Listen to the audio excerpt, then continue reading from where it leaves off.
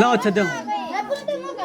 ये कहाँ दर्शन सब्जी हिमाचल प्रदेश से ये है हिमाचल प्रदेश ये ना क्या का? हिमाचल प्रदेश सब्जी मेरी गाड़ी चेक हाँ हिमाचल प्रदेश सही है। अरे वहाँ कितने नंबर लिखे हैं? 14 नंबर। 14 नंबर ना 4 नंबर आ लिखा वो किनारे में तुम्हारा अंगुली जहाँ रखे हो। ये कहाँ लिखे हो अरे वो ये देखो। हाँ 14 नंबर। 15 नंबर की 14 लिखे हैं। पता नहीं हमको तो नहीं पता 14 नंबर आ 14 नंबर तुम्हारे 14 होंगे फिर। एक नंबर कहाँ चला गया एक नंबर क्वेश्चन है नहीं हल्के यार। भाई क्या तो गाड़ी के पास के हम न्यूजीलैंड नहीं दर्शा रहा ना गाड़ी के पास के लिए कनाडा यहाँ पे देखा लाओ किताब दो बैठे क्वेश्चन दो। अवतार के दो ये का अरिहंत के संतोषी दो। दो एक उठा दो।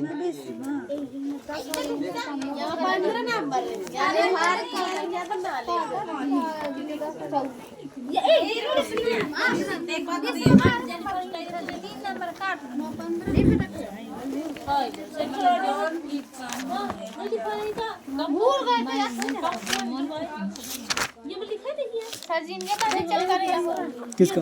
सबका चेक है, नंबर नहीं लिखे हैं। चेक सबका है। अरे वो 2-3 में चढ़ा देने बाकी नहीं चढ़ा। इनके हम कहाँ चढ़ा पूछो देखो को हम नहीं चढ़े हैं। नहीं चढ़ाए फिर नंबर। हाँ जो ऐसे गुड़ा का चिन्ह होगा तो किसी किसी में चढ़ा होगा गलत का चिन्ह है। चढ़ा ना गलत का।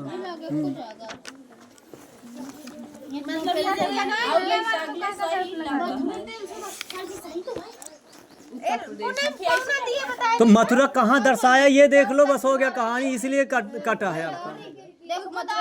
हाँ किना बिल्कुल से ऊपर है। हाँ इनका सही है रोशनी हन का।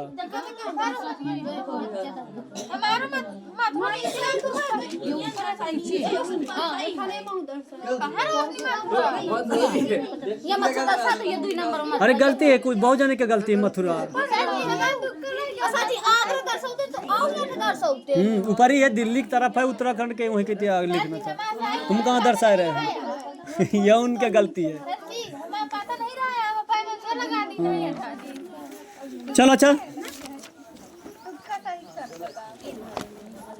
तो मैं यार बिल्कुल दर्शाया हां अयन है का एक ही नंबर लिखा दे तो दर्शा दे बिल्कुल लगा दे जाई जहां ऊपर लिख दे इतना कैसे सही तो हमारा ला है तो ले लेना।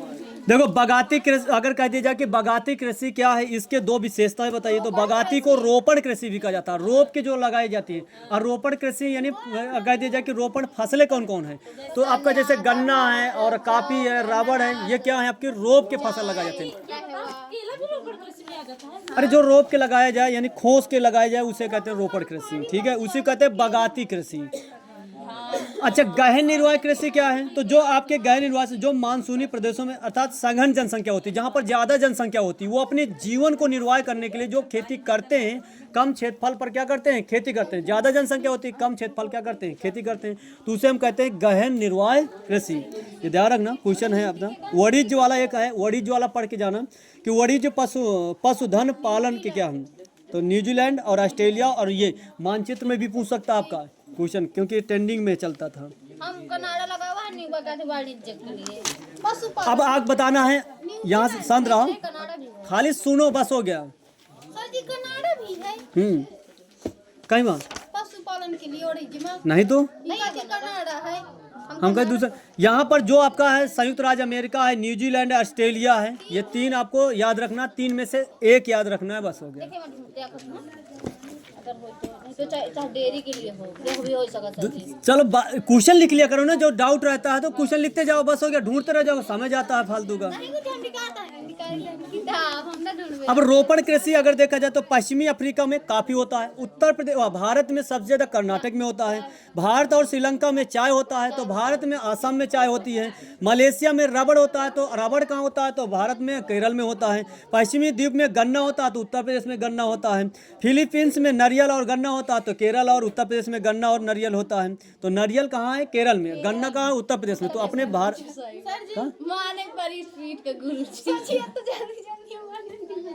ये तो जल्दी जल्दी काहे नहीं लागता।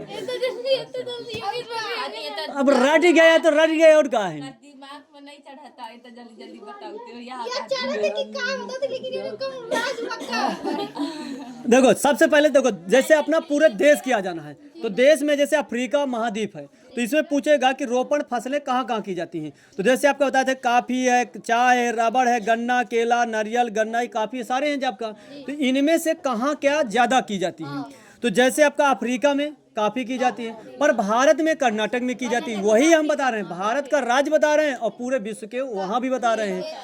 अब जैसे आपका श्रीलंका में आपका बताएं कि चाय की खेती पर भारत में असम में होती है। फिर मलेशिया में रबड़ होता है, रबड़ भारत में केरल में होता है। जैसे पश्चिमी द्वीप यूरोप में गन्ना और केला होता है, तो वैसे अपने भारत में गन्ना कहाँ होता है, उत्तर प्रदेश में होता है।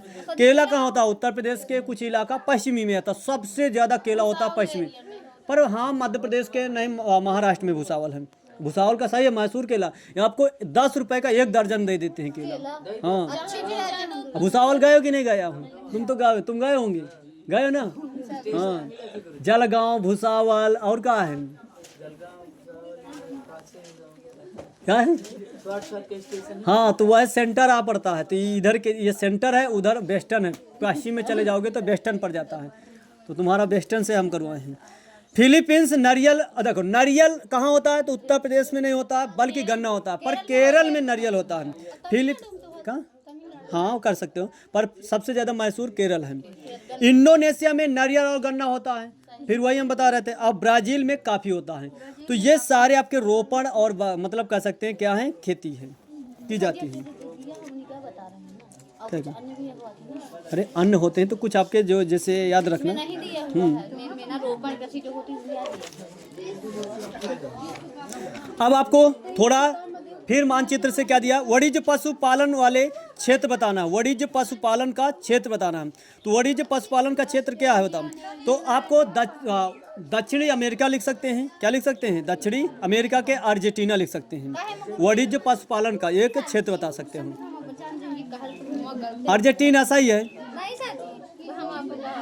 चलवासी पशुचारण का संयुक्त राज्य अमेरिका है के प्रेरिये घास का मैदान है। यहाँ पर पशुचारण करते हैं, जहाँ पर पशु चराया जाता है।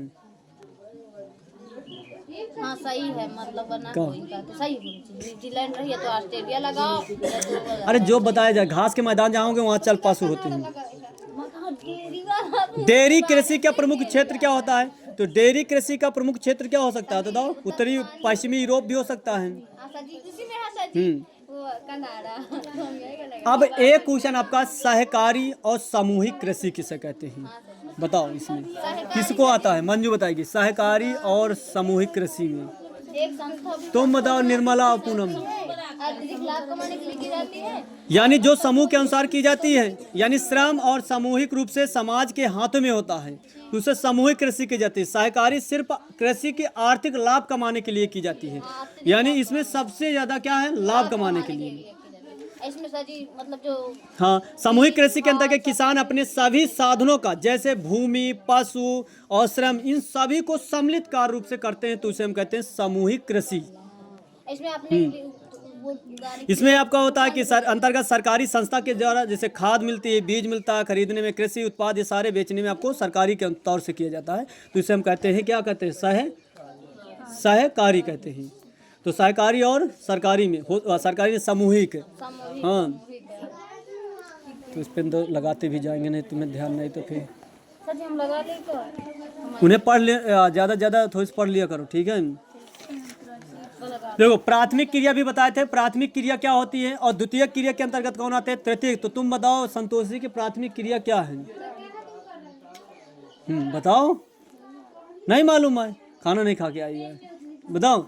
तुम इधर निर्मला, प्राथमिक क्षेत्र के अंतर्गत कौन आते हैं,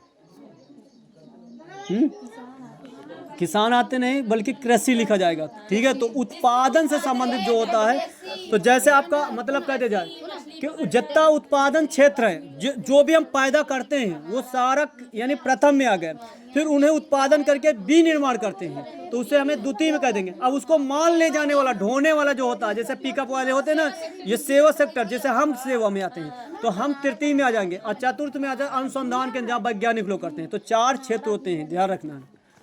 तो पहला क्षेत्र कृषि से, और दूसरा उद्योग से, तीसरा है आपका सेवा से, और चौथा है आपका अनुसंधान से यानी टेक्नोलॉजी से। ये ध्यान रखना। तो यही आपके चैप्टर हैं। 3-4 तक भी पूछ सकता है। तृतीय चतुर्थी कम दिया। अपना अपना प्रवेश पत्र कल स्वयं अपना लेके जाएंगे, ठीक है। किसी को दूसरे का हाथ, भले ही तुम परसों ले जाना, नरसों ले जाना, ये कोई, पर स्वयं को ही दिए जाएंगे। प्रधानाचार्य स्वयं तुम्हें देगा, ये किसी को दूसरे को नहीं कि फलान दे देगा। वो देता है या नहीं देता, कैसे क्या है, मतलब ये नहीं होता। प्रवेश पत्र में स्वयं अपना साइन किया जाता है। हाँ, देखा जाता है कि हाँ, त्रुटि तो नहीं है, वही तो तो, हम काल कार्रवाई क्योंकि ये सब भविष्य का मतलब खिलवाड़ थोड़ी हुआ, भविष्य है और भविष्य का खिलवाड़ नहीं किया जा सकता है। इसलिए आप, हाँ चाहे ना, हम ये नहीं कहते हैं अपना सच। दस में नहीं पता रहा, मैं पूरा देख के ले आऊं। आई पे ना रोज, हां आई पे ऐसे ना हुआ करती है। आई पे फोन आया वो कि रिसीव कर घर से एक आना मैं इच्छा होई को कि आई नहीं आजा टाइम लगा के। अब देखो यहाँ पर प्राथमिक और द्वितीयक क्षेत्र में ये आपको बताया गया। अच्छा, ये कुछ सार्वजनिक क्षेत्र उद्योग होते हैं, कुछ आपका कुटीर और निजी उद्योग होते हैं। दोनों में अंतर आ जाए कि क्या है तो लिख लोगे। तो सार्वजनिक मन होता है जिसमें सरकार का स्वामित्व होता है, और सरकार का मतलब सबका। अब जैसे सरकारी जमीन में कहते हैं ना, तो नहुआ है सरकार के, यही का मतलब वो सबके हैं। तो जहाँ पर आपको दिखे कि ये सार्वजनिक है, वो सरकारी ही कहा जाता है। और निजी का मतलब होता है मेरा खुद का क्या है, मकान है, अर्थात यानी स्वामित्व, अर्थात जो स्वयं का ही हो, अर्थात व्यक्तिगत होता है, निजी होता है, उसे हम कहते हैं निजी क्षेत्र। अब बताइए कि जहाँ पर बड़े पैमाने पर उद्योग, जैसे आपका लोहा और बड़े बड़े इस्पात संयंत्र लगाएंगे, वो सरकारी होते हैं। सार्वजनिक, जैसे आपका छोटे छोटे उद्योग होते हैं, वो निजी होते हैं। अब जैसे मेरी स्वयं की दुकान है, तो वो निजी की नहीं है, इसका मतलब वो निजी स्वयं।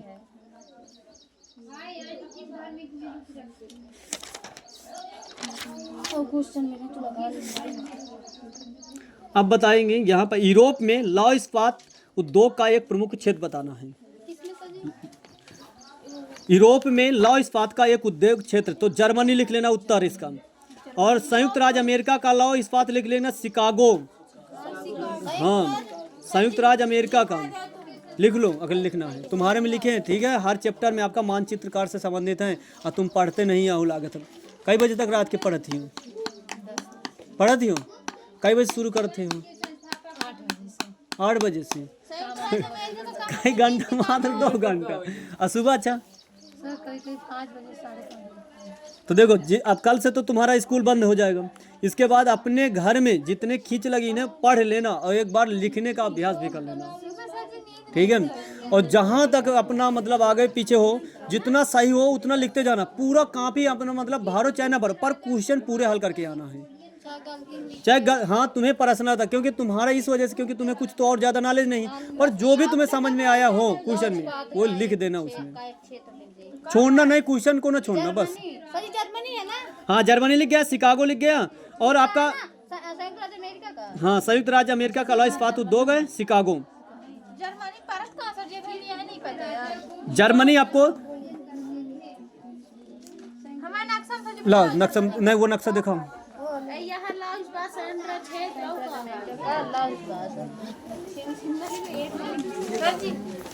देखो अगर इसमें देखा जाए तो यहाँ पर आपका जर्मनी लिख दो, शिकागो भी लिख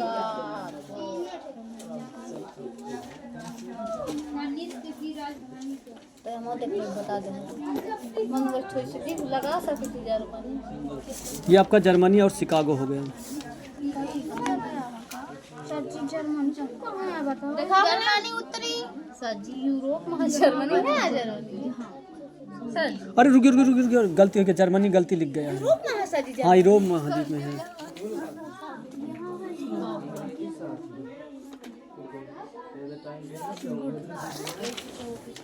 चलो देखो आपका आगे, इसमें एक आपका पूछा, एक प्रमुख सूती कपड़ा उद्योग का क्षेत्र बताना है। अब सूती जैसे आपका है तो पाकिस्तान कर देना, पाकिस्तान के कहीं भी कर देना, कोई दिक्कत। जब मतलब सूती उद्योग, चाहे अपना भारत भी लिख सकते हो, कोई जरूरी नहीं। हाँ, विश्व के अनुसार से चलोगे। अरे हाँ, जो तुम्हें याद रहे, ये नहीं कर सकते हैं क्या, एक जगह थोड़ी हर जगह है। अब जैसे आपका लौह इस्पात भारत के लिए तो कहीं लिखा सकते हो, विश्व के लिए औद्योगिक क्षेत्र लिख सकते हो, तो क्या चीन लिख सकते हो, चाहे मतलब चीन लिख सकते हो, सबसे अच्छा औद्योगिक क्षेत्र में सबसे ज़्यादा अगर देखा जाए तो चीन है। चीन का एक प्रमुख कोयला उत्पादक मंगोलिया। तो मंगोलिया क्या है आपका? चीन में देखा जाए तो मंगोलिया कहाँ पड़ता है? ये चीन के में ही मंगोलिया पड़ता है। तो चल कोई बात नहीं। हाँ देखो, आपको जो याद है वही लगाना, कोई जरूरत नहीं है अगर आपका पूछा जाता है।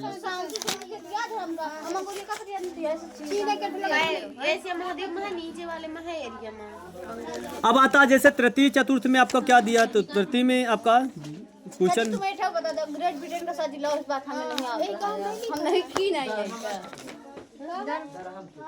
डरहम है, लिख लो भैया जब भी नहीं आता।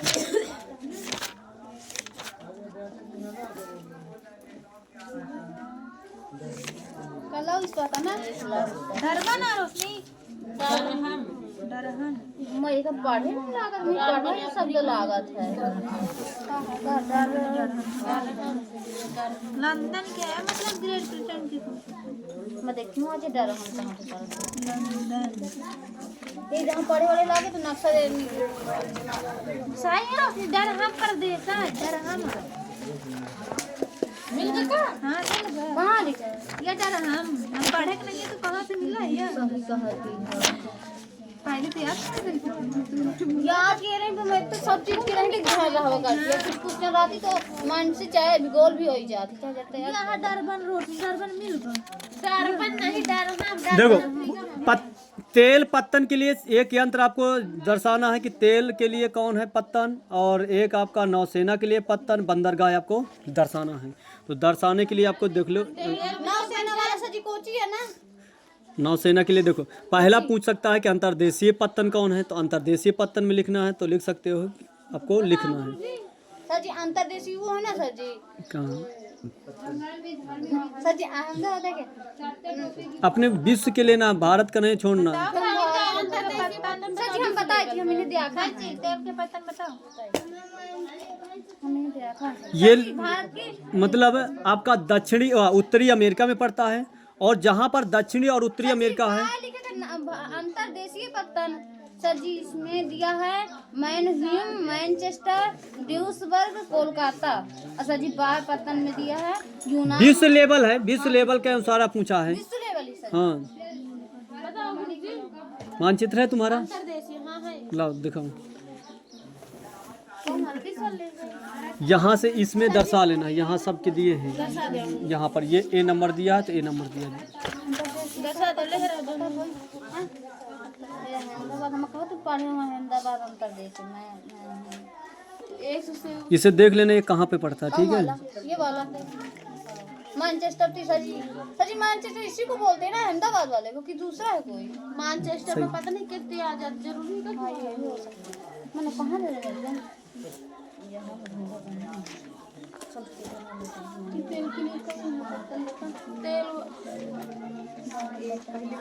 इराक ईरान नहीं पता है बस। ये त्रिपोली टैंकर का आया पत्तन दिया, तेल शोधक पत्तन त्रिपोली टैंकर पत्तन विश्व लेवल के ना पाए में तेल शोधक उत्तर प्रदेश के मथुरा होवे आ टैंकर पत्तन फिर दिया टैंकर जहां की तेल होया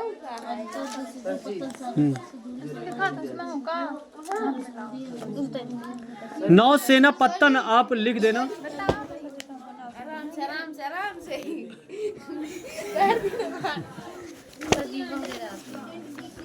नौसेना पत्तन ये आपका भारत में लगाना है, और चेन्नई तमिलनाडु तरफ लगाना है। हाँ कोची है ना, हाँ हम पढ़ाएंगे कोची है जैसा जी दिया है नौसेना।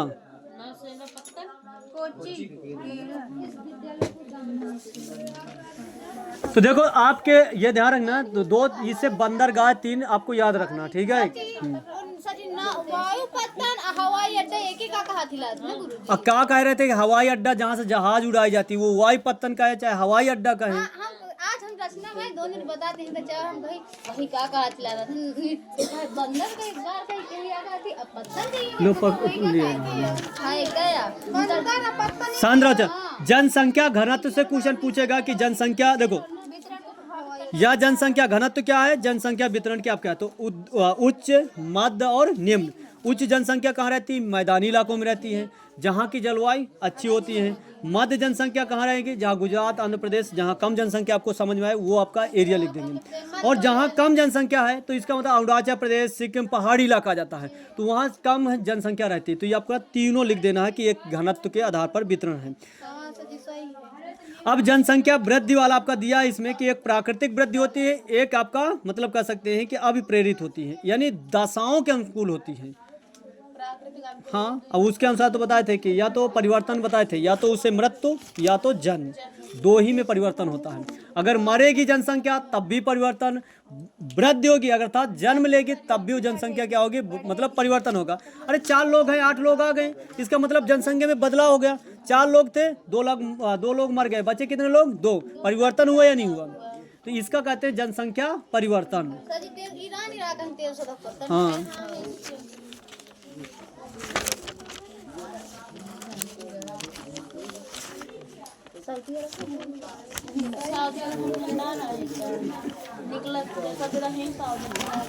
अगर पूछ ले कि भारत में जनसंख्या वृद्धि के कारण क्या क्या हैं, तो ये आपको क्वेश्चन थोड़ा मतलब ये ज़्यादा बात नहीं है। जनसंख्या विस्फोट किसे कहते हैं, जनसंख्या के कारण क्यों बढ़ रही है, तो आपको बताना चाहिए कि विवाह अनिवार्यता है इसलिए जनसंख्या बढ़ रही है, छोटी आयु में विवाह कर देते हैं इसलिए जनसंख्या बढ़ रही है। और शिक्षा अंधविश्वास में पड़े हैं, अशिक्षा है, शिक्षा का अभाव है, और अंधविश्वास सबसे ज़्यादा करते हैं। परिवार नियोजन का तरीका ही नहीं पता, जलवायु के आधार पर होता है, जहाँ की जलवायु थोड़ा हाई लेवल होती है वहाँ जनसंख्या बढ़ जाती है, तो ये कारण होता है। लिंगानुपात का कारण क्या है, घटते लिंगानुपात के कारण क्या होता है, बताए भी थे, घरेलू हिंसा हो जाता, कन्या भ्रूण हिंसा होता, रूढ़वादी को ज़्यादा मानते हैं इसलिए क्या है ये सारा चलता है, घटेगा। अरे जो आपका परंपरा रीति रिवाजी करते हो। तो ये जनसंख्या के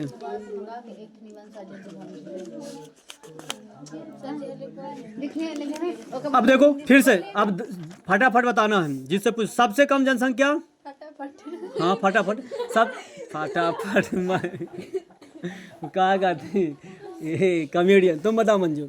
सबसे कम जनसंख्या घनत्व वाला राज्य अरुणाचल प्रदेश से, सबसे कम क्षेत्रफल वाला राज्य, सबसे कम क्षेत्रफल वाला राज्य, हाँ केरल नहीं है, सबसे कम सब गोवा है। सबसे अधिक जनसंख्या घनत्व वाला, सबसे अधिक जनसंख्या बिहार है, बता देना। 2011 सर्वाधिक क्षेत्रफल वाला राज्य निर्मला। दूसरा दूसरा क्या है, नहीं दूसरा क्षेत्रफल वाला राज्य, दूसरा महाराष्ट्र, तीसरा, चौथा उत्तर प्रदेश। क्षेत्रफल में पहला नंबर राजस्थान, दूसरा नंबर महाराष्ट्र, तीसरा मध्य प्रदेश, चौथा नंबर आपका उत्तर प्रदेश है। गुजरात कहाँ है।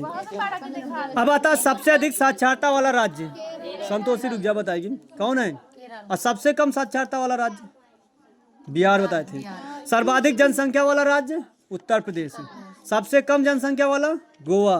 भारत का सबसे कम जनसंख्या गोवा है। और भारत में सर्वाधिक नगरीय जनसंख्या वाला हिमाचल प्रदेश नगरी, केरल है।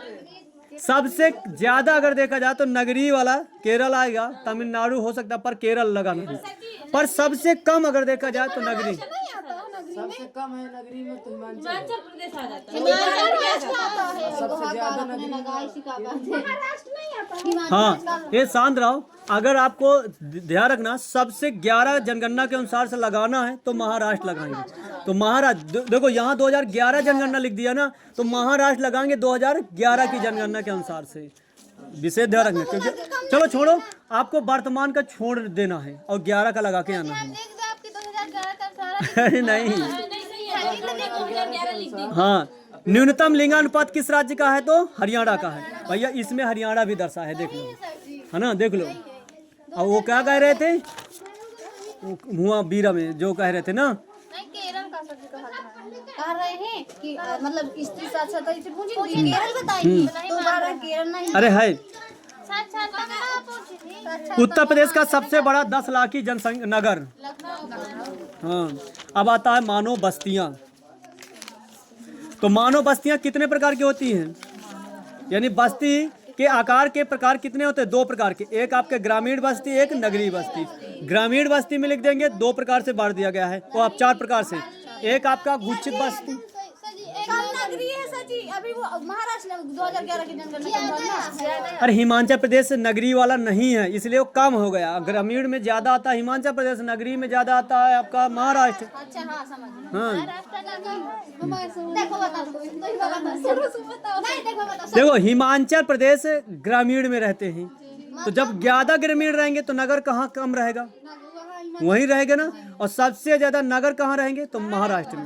वहाँ गांव कम है, गाँव कम है, इसलिए है। बिहार का है, बिहार जनसंख्या घनत्व में ज्यादा है और पढ़ने लिखने में कम है, कम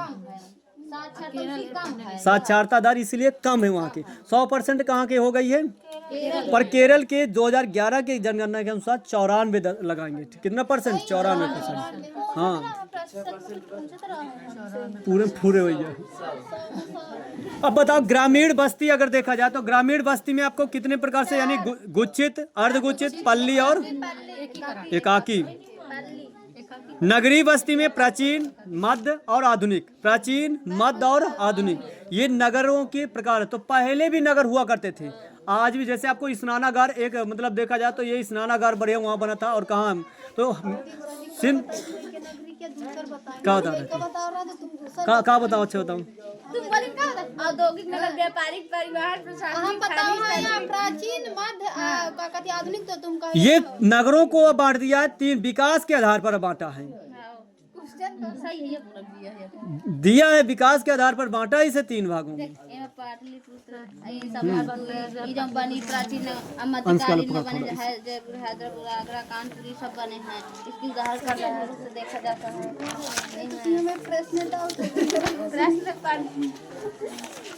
जी, अगर वो वर्गीकरण का है नगरों का, अब नगरों का प्रकारात्मक रूप से वर्गीकरण करना है तो प्रकारात्मक के रूप से कर सकते हो। एक प्रशासनिक नगर होता है।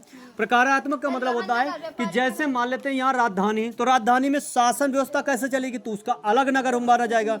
अब कुछ ऐसे होते हैं जहाँ पर ज्यादा मतलब औद्योगिक होता है, जैसे मतलब कारखाने ज्यादा होते हैं तो वो अलग नगर हो जाता है। और जहाँ पर परिवहन साधन ज्यादा मिलते हैं वो नगर अलग हो जाएगा। जहाँ पर व्यापार होता है वो नगर अलग होता है। जहाँ पर खनन अर्थात जहाँ पर हीरा जो भी निकाले जाते हैं वो अलग नगर होगा।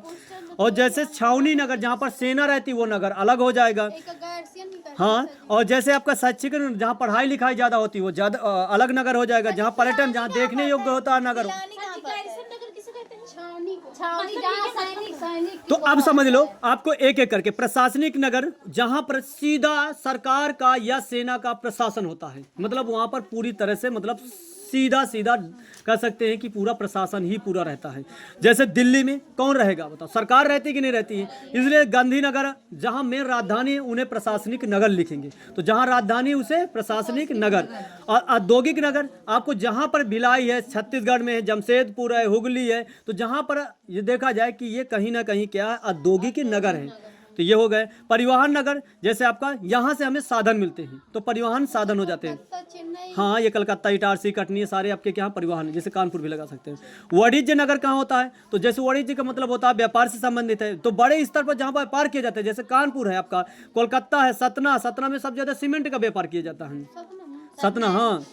परिवहन नगर में सर जी खनन नगर कहाँ होता है? अरे जहाँ से मतलब क्या निकाले जाते हैं, कोयला, मतलब लोहा, जो भी चांदी, ये सारे जो चीज निकाले जाते हैं वो खनन नगर कहलाते हैं। अब खनन में रानीगंज कोयला के लिए मशहूर है, सिंगरौली कोयला के लिए मशहूर है, झरिया ये भी है। तो ये सारे क्या है? खनन नगर है। छावनी नगर, जहाँ पर सीधा कह सकते हैं कि फोर्स रहती है, यानी आर्मी रहती है, ऐसे नगर को छावनी नगर कहा जाता है। तो बनारस हमारे यहाँ है, और मथुरा भी है, अमृतसर है, और नहीं ये नहीं, अरे हम काले अम्बाला कैंट, ये गलती है, वो अब धार्मिक नगर है। तो अम्बाला कैंट हो गया, जैसे हम मतलब। और यहाँ देखा जाए क्या, हाँ, मध्य प्रदेश में जैसे आपको बालाघाट कैंप बताए थे। हाँ, माहू बबीना मध्य प्रदेश में पड़ता है। और धार्मिक नगर, जहाँ पर धर्म के प्रति यानी ज्यादा रहे, जैसे बनारस पंडों का नगर कहा जाता है। मथुरा यानी छोटी, क्या कह सकते हैं, मथुरा छोटी काशी किसे कहा जाता है? मथुरा को नहीं कहते हैं, बताओ। गाजियाबाद को, छोटी काशी गाजियाबाद को। अरे वहाँ हरियाणा में भिवानी को कहा जाता है छोटी काशी, हम यहाँ के लिए कह रहे हैं, वो हरियाणा के लिए भिवानी है। पर यहाँ के लिए गाजियाबाद नहीं है, गाजियाबाद दिल्ली है, वो मतलब क्या बता रहे थे, छोटी दिल्ली। कहाँ पर था? खड़गपुर पिलानी, खड़गपुर पिलानी ध्यान नहीं आ रही, खड़गपुर आएगा तो बता देंगे। प्रयागराज आता है तो ये शैक्षिक नगर है, यहाँ पर देखा होगा तैयारी करने पढ़ाई लिखाई ज़्यादा है, तो ये सारे पैटर्न है आपका। नैनीताल है, ऊटी, माउंट आबू, मैसूरी, डलहौजी, ये ऐसे नगर है मतलब जहाँ पर पर्यटन ज़्यादा लोग जाते हैं, तो ये आपके नगर थे। ये वाला है मुझे हाथ है काका थी के ग्रामीण वाले ज़्यादा देख सकते हैं। नगरीय बस्ती ग्रामीण बस्ती में अंतर लिख लेना, ठीक है।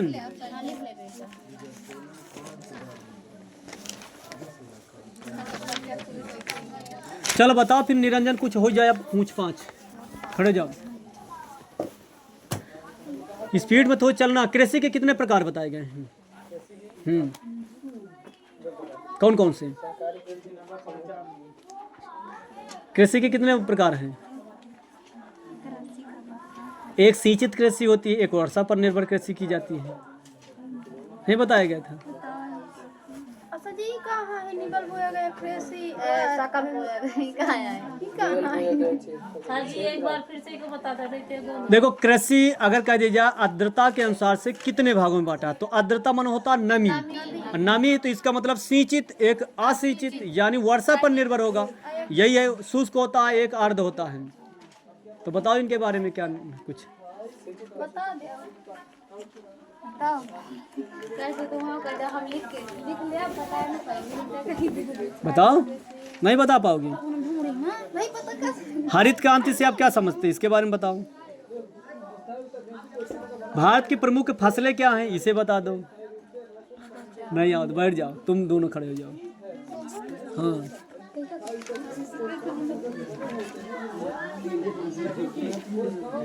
भारतीय कृषि की समस्या क्या है? हाँ भारत की जो कृषि की जाती उनकी समस्या क्या है? तो भारत की कृषि की समस्या क्या है? नहीं पता है। चलो आगे बताओ फिर क्वेश्चन। भारत की प्रमुख फसलें कौन कौन हैं? फसलें मतलब सजी एक खरीफ, एक रबी, एक जायद। एक खाद्यान्न फसलें होती हैं, एक रेशेदार फसलें होती हैं, तेल ये आपका, और ये फसल ऋतु के अनुसार है, ऋतु के आधार से है। रबी, खरीफ, जायद, ऋतु के मतलब होता है। खाद्यान्न में कौन कौन सी फसलें आती हैं? खड़े जाओ, तुम बढ़ जाओ। गेहूँ, चावल, सब्जी, दाल। तो जितने आपके खाने से संबंधित होता है, जैसे आपका चावल होता है, गेहूं होता है, ज्वार, बाजरा, मक्का, ये सारे क्या हैं आपके खाद्यान्न फसलें हैं। और इसी में दाल आ जाती है, चाहे तिलहन हो, ये सारे रेशेदार फसलें जो होती हैं, जैसे कपास होता है आपका, जूट होता है, पटसन जिसे कहा जाता है, तो ये रेशेदार जिसमें रेशा निकलता हो उसे हम रेशेदार फसलें कहा जाता है। अब बता रहा है कृषि योग्य भूमि किसे कहते हैं? संतोषी, खड़े हो जाओ तुम। और बंजर भूमि, अंतर बताओ। एक आपका कृषि योग्य भूमि, एक बंजर भूमि में अंतर है। नहीं यहाँ होता है, कुछ नहीं यहाँ होता है। बंजर भूमि किसे कहते हैं? बंजर भूमि नहीं जानते हो? अरे कहेंगे ये मतलब पड़ती या पड़ी है, तो उसे कहा जाता है बंजर भूमि, यानी पड़ती जो पड़ी रहे भूमि को उसे कहा जाता है बंजर भूमि। तो एक होती है कृषि, जो आपको कृषि करते होंगे यानी खेती करते हैं, तो उसे हम कहते हैं कृषि योग्य भूमि है। अब ये बताओ ये वाली जमीन बंजर है या नहीं है? क्यों? क्योंकि यहाँ पर कृषि नहीं की जाती, पर वो वाली कृषि योग्य भूमि है, इसीलिए इन दोनों में अंतर लिखना है।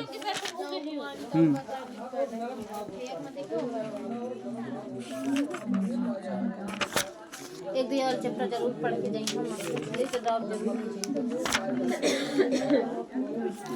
अब आपको अगला है, ज्वार का सबसे बड़ा उत्पादक राज्य क्या है?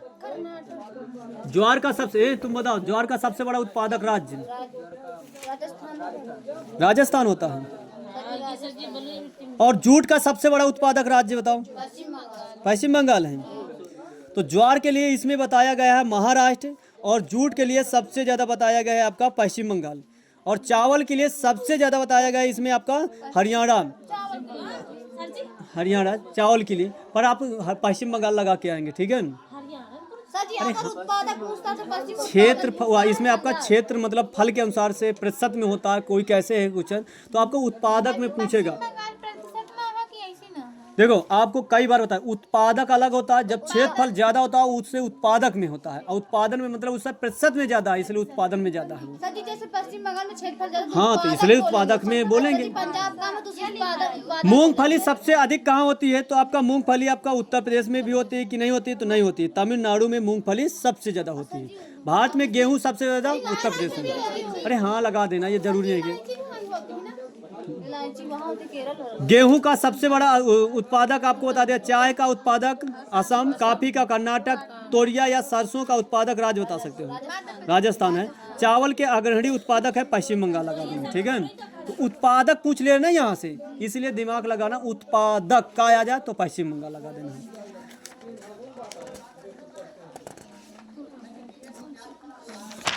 अब बताना है कि जल को अगर देखा जाए तो भौम जल क्या होता है, लैगून या पश्च जल क्या होता है? किसी को पता है? हाथ ऊंचा करके बता सकता है। भौम जल जो भूमि के अंदर से जल निकाला जाता है, तो भौम जल कहते हैं। लेकिन से जी घाटी भी है ना, झील भी है, पश्च जल। हाँ